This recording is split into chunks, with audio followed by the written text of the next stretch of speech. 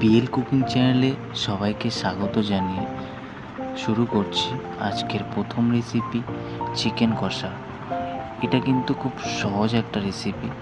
এটা তোমরা রুটি, ভাত, পরোটা যে কোনো কিছুর সাথে ট্রাই করতে পারো। বন্ধুরা, এখানে 1 কেজি মাংস ম্যারিনেট করা আছে।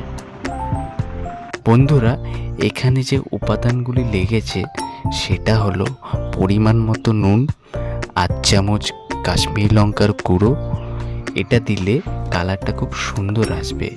এরপর হলুদের গুঁড়ো, আদা রসুনের পেস্ট আর সামান্য পরিমাণ সর্ষের তেল দিয়ে ঠিক 30 মিনিট পর্যন্ত রেখে দিতে হবে।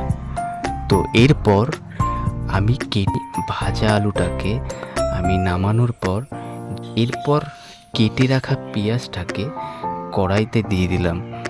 বন্ধুরা, পেঁয়াজটা দেখো ভাজা হয়ে গেছে। এরপর আমি মাংসটাকে কড়াইতে দিয়ে দিলাম। এরপর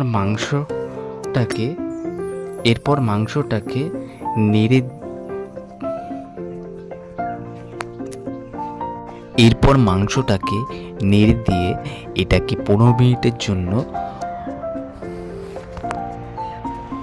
মিনিট হওয়ার পর ঢাকনাটা তুলে ভেজে রাখা আলুগুলোকে দিয়ে আবার 10 মিনিটের জন্য ঢেকে দিলাম।